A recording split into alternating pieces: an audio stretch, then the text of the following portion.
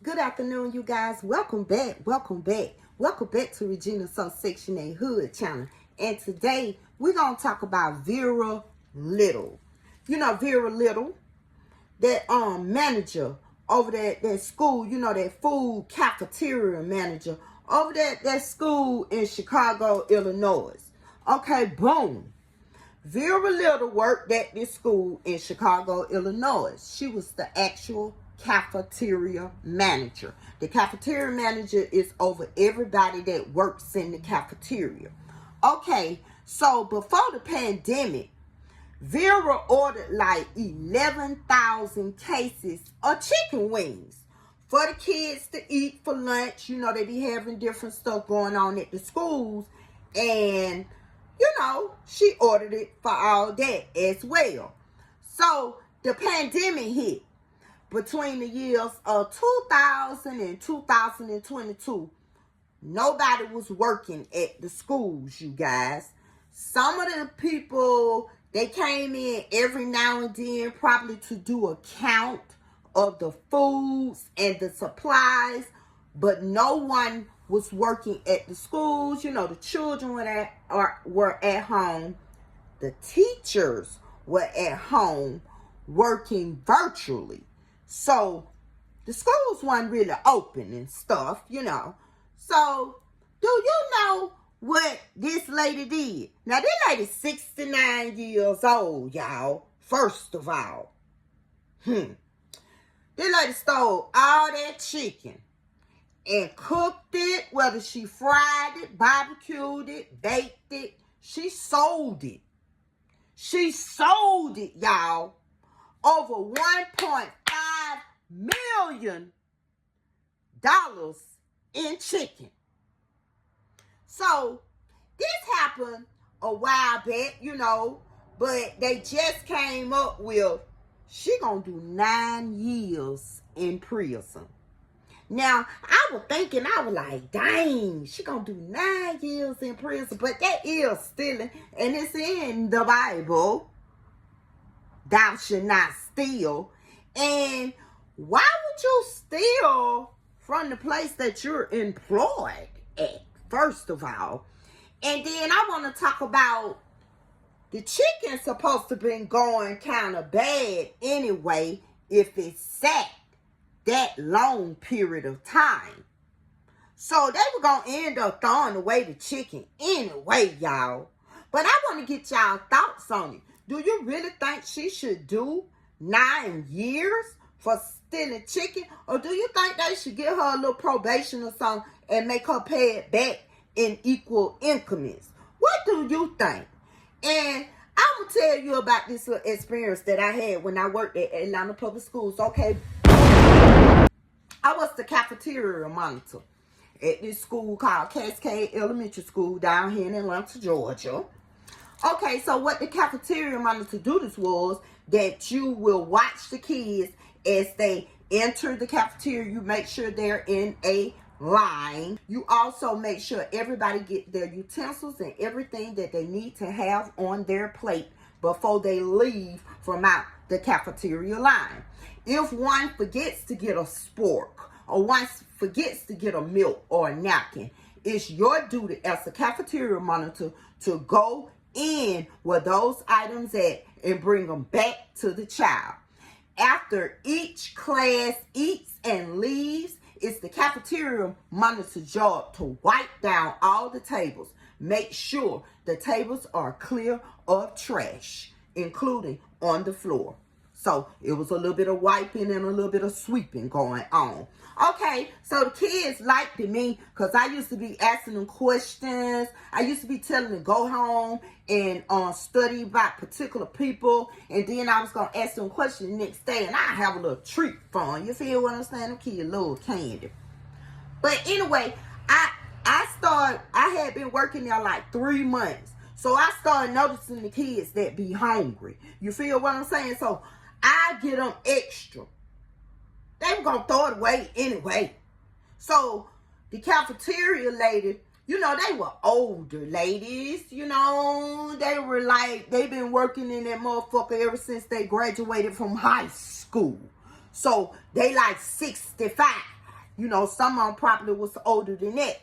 Some of them were cool. Some of them told me, yeah, if they need something extra, you feel like they were one of the ones that's hungry, so yeah, give them an extra chocolate milk, or yeah, give them an extra hamburger, or throw them a little extra bag of carrots or whatever, because we ain't gonna do nothing but throw it away anyway. So I was like, okay. So I noticed the kids that was hungry, so I started feeding their motherfucking ass. You feel what I'm saying? I started making sure their stomach was full before they left out of that cafeteria. And then on top of that, a lot of kids didn't drink milk. They drank the chocolate milk. They drank the vanilla milk. They drank the strawberry milk. But they would not drink the plain cow milk. And let's all keep in mind that milk is not good for you. Not cow milk. Humans is breast milk. We only supposed to have breast milk, or we supposed to have like almond milk, you know, and stuff of that nature. But anyway, they wouldn't drink the plain milk. So I used to gather up the plain milk. It was a small mini refrigerator in the back of the cafeteria sitting on the table. So I used to take the milks and I used to put them in the refrigerator. So just know, at the end of the day, the work day, the refrigerator is full to capacity, including on the door as well. So I used to fix them kids. They used to have them carrots and stuff left over and all that type of stuff. So I used to fix them a little go bag so they could take it home or whatever. So wasn't nobody even tripping on it at first. You know what I'm saying? So one time I told the lady, I told one of the cafeteria ladies, or whatever you want to call them, nutritionists, cashiers, I don't know. But I told her, I said, it's a lot of kids hungry out here, and I noticed that y'all be throwing away the food. I said, so if it's okay, the days that I do have a ride home, because I didn't have a car at the time, I said, is it okay for me to take the food and distribute it to my community? So she said, yes, that's fine. So keep in mind, I had an in-home child care, and I had after school when I got home from working at the school. So I used to give it to the after school kids there and to go home. It was kids that stayed in the neighborhood. When they used to come to my house and buy candy and stuff, I throw in some milk. And I used to even have the little boxes of cereal. Them kids used to love them little carrot bags and the little celery bags, along with the apples and the cut up apples and all that. So I used to give them that type of stuff too. It used to be a few neighbors that I knew was hungry.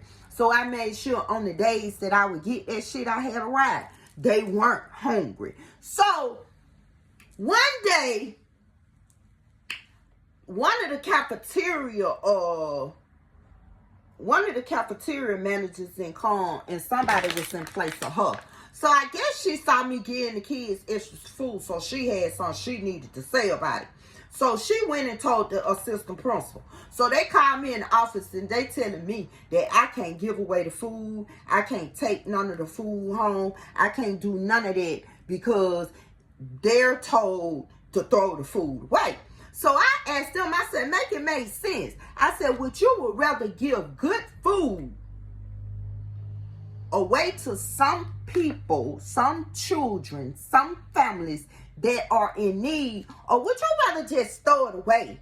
And when you're throwing it away, are you throwing away the taxpayers' money? And from then, they didn't like me. They just said, we got to follow the rules. So, get what I did? I followed the rules on their ass. You feel what I'm saying? I did exactly what the job description said and no more. Them kids were fighting everything. You think I broke it up? Nope. I stood right there in that line. I instructed them kids which way to go, this, that, and the other.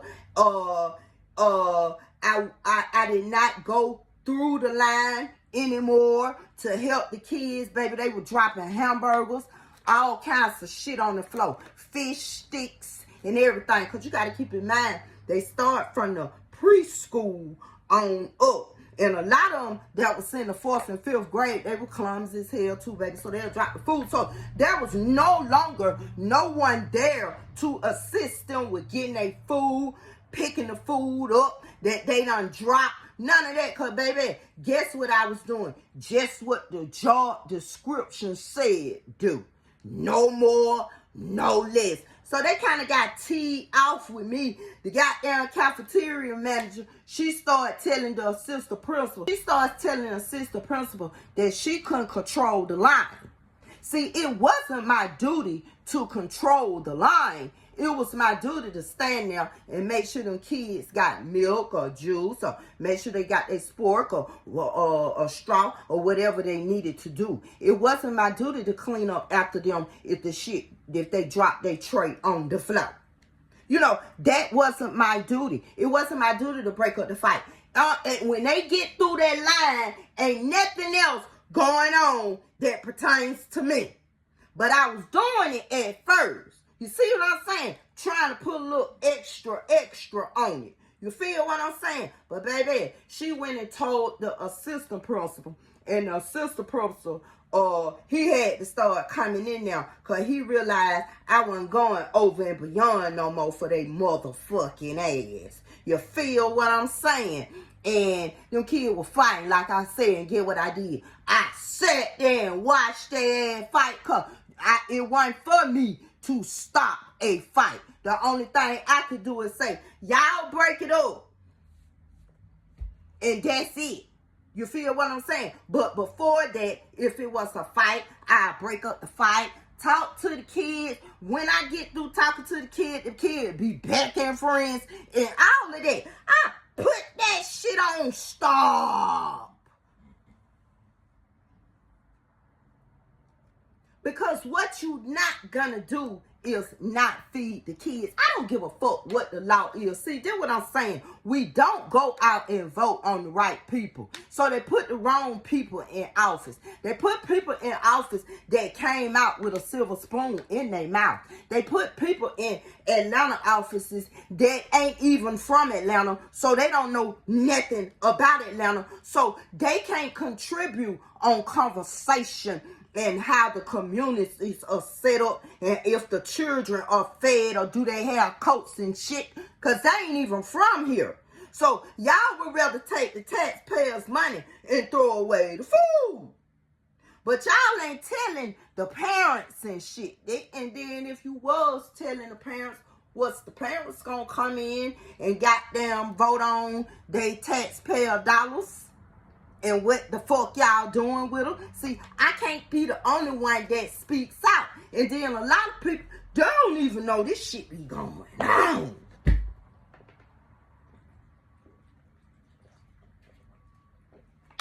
So from then on, they ain't like me. But getting back to Vera, and you know, the 69-year-old lady from Illinois that stole all that chicken. One thing I can say that was right to make it kind of right, but it was wrong. You ain't got no business stealing no goddamn all them goddamn 11,000 cases of chicken.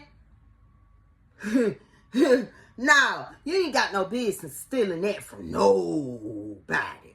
You feel what I'm saying? But to think that 11,000 cases of chicken would be spoiled because it's a pandemic and ain't nobody eating the food at the school, it's either gonna be spoiled or it's gonna be freezer burnt, love. And it's gonna be thrown the fuck away. So what would you rather do? See, I'm in between a hard place and a hard rock. Put it in the comment box below, because I want to know, do this type of shit go on where y'all stay at? Is they just throwing this food and shit away? And then a lot of time, get what?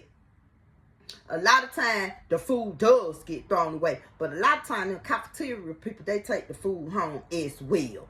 Let's not get it twisted. Because ain't nobody making no motherfucking $3,000, $4,000, $5,000 of money in that bitch. Not even the cafeteria manager. Everybody got children, motherfucking grandchildren, car notes, and rent that gotta be paid. So, motherfuckers be hungry around this bitch. But you'll think they living large because of their job title.